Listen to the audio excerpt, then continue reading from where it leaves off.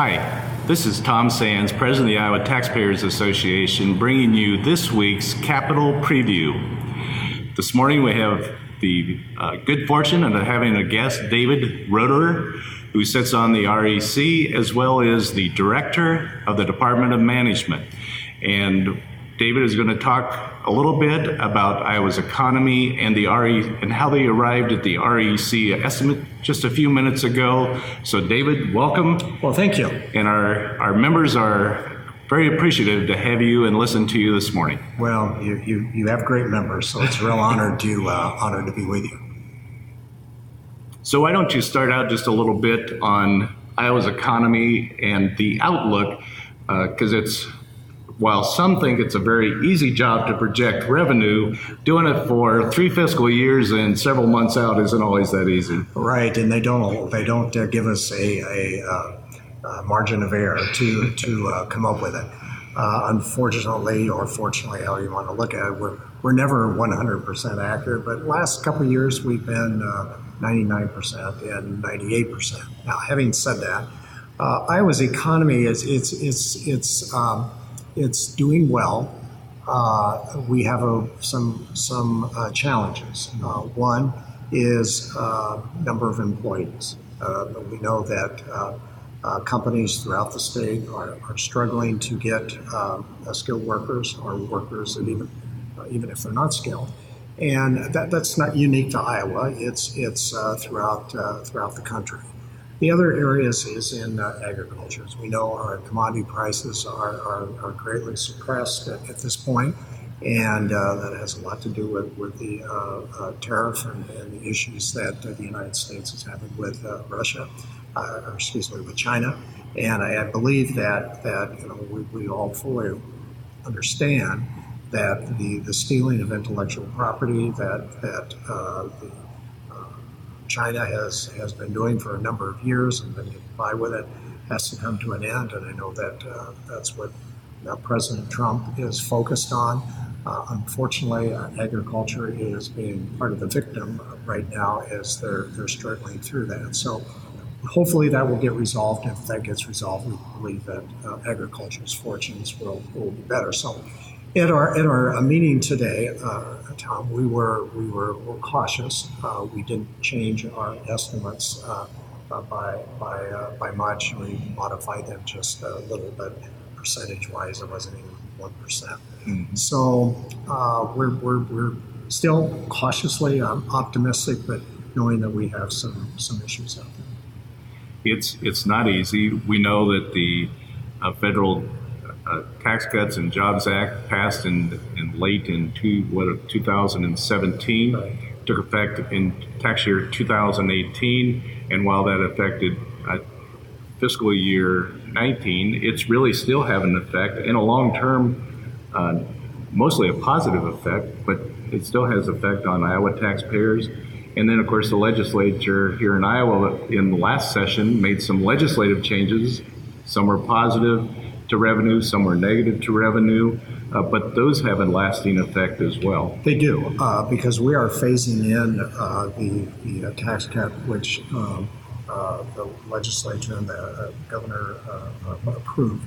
And but we still have another couple of years for that to phase in. Now, obviously, on the short term, it will have an impact on the revenue coming into the state. And long term, that because we will have more money, and then we'll be able to spend more money in the state. Yeah, we're not against what was done. We thought largely what was done was a big step in the right direction, especially at the federal level, but also at the state level.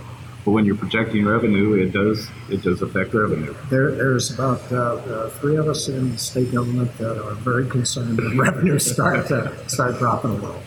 I notice even at the federal level or national level, retail sales has had even the so-called experts just somewhat miffed here in the last 3 months. There's mixing indicators on whether they're stronger or weaker. Some of it they believe is just that maybe their models need changed up or modernized because there is more and more going to online purchases. But retail sales still can be somewhat a concern even here in Iowa. Yeah, I believe, Tom, you touched on a very key point because what happens is that we get used to an economy going a certain way. Obviously, online and the technology is a lot of things have just completely changed our economy. And I'm not sure, quote unquote, experts, and I'm not being critical of them, that they have not quite figured out what that all means. And we started with the Supreme Court decision that providers now collecting sales tax on online services have to collect the sales tax. People are always responsible for Right. paying it. They just have to send a check in on occasion on that. But so how that's going to shake out, we're not real sure.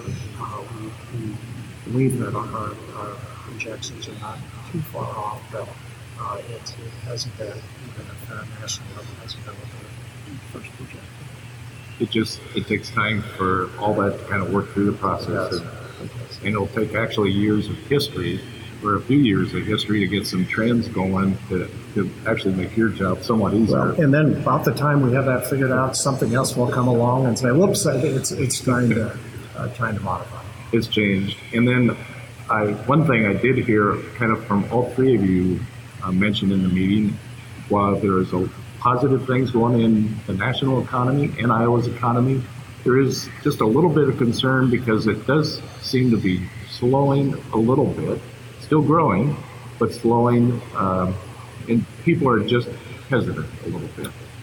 They are. I think that one of the driving forces is that our longest economic expansion has lasted 10 years, and we're at that 10 years. And so it's kind of like what have we heard for the last 3 or 4 months on weather forecasts? Well, it's going to get better. It's not going to snow. It's going to stop snowing. So you know eventually it will. It's just trying to decide when that's going to be. And that's what's happening with the economy. But right now, as long as employers are still trying to hire individuals, I think that is still a positive sign. But there are signs that it is going to slow down. I think that one of the things that people look at is China's economy, how that's slowed down, and I think that's going to slow down because of the tariffs that on. So maybe something good will come out. If something good comes out for both countries, I think that's going to help both countries. Well, I think you do a great job, both at the Department of Management as well as on the REC. I think Iowa does lots of things right, and one of them is estimating our revenue. We take politics out of it. We've got 3 members that what most people don't understand or see or witness is all the work in both your department as well as LSA that goes on to prepare for just this meeting today. You know, we do it independently of each other, but and we take the most recent information that we get from the Department of Revenue. But we probably look. I can't speak for the other 2 members, but I look at probably 3 different items and then trying to figure out. Okay, after you get done, it's kind of like, okay, now what? After you get all the information, and you never know. A world event can make changes, but. One thing I do want to emphasize, Tom, is that it is just so important that there's organizations like yours that are constantly watching, because that's when bad things happen, when people don't pay attention to what's going on. And there is always there's an insatiable appetite for people wanting government to spend money in certain areas. And as I said, we have people that want to spend money for a lot of areas, but not too many really want to talk about where your revenue is coming from. And having a good tax base, having a logical tax base, having this be a good place for employers to have their business, it's just so crucial. And that's why organizations like yours are just so critical to this. Well, thanks, Dave. We appreciate all your work and appreciate those good comments. And of course, our association is strong, largely because of all the members that will be watching this. back out in their offices. So that kind of wraps up our time today for ITA's Capital Video Preview. So thank you, Mr. Roeder, for joining us and giving your outlook for Iowa's economy and the REC. We'll see you here next week at the state capitol.